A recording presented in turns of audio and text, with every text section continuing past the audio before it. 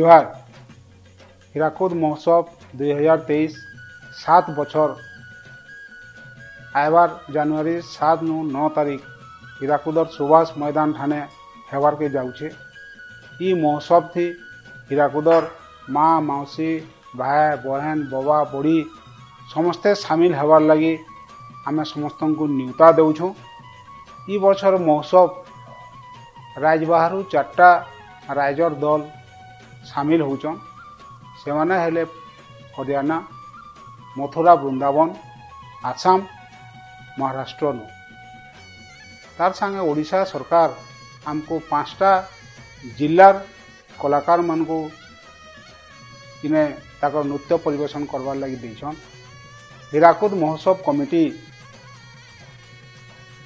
आमर तरफ नु आमे पश्चिम ओडिशार कलाकार संगे हीराकुदर 3टा दल को भी सामिल करूँ।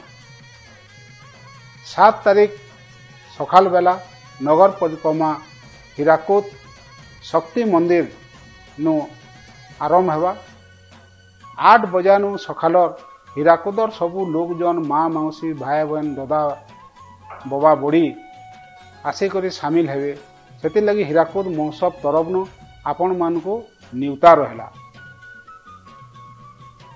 ई वर्षर महोत्सव रो विशेष आकर्षण महाराज कंस दरबार गला 7, 8, 9 3 दिन बेलबुड़ा हीराकुद महोत्सव मंच ने बेलबुड़ा 5:30 बजानु आरंभ हवा।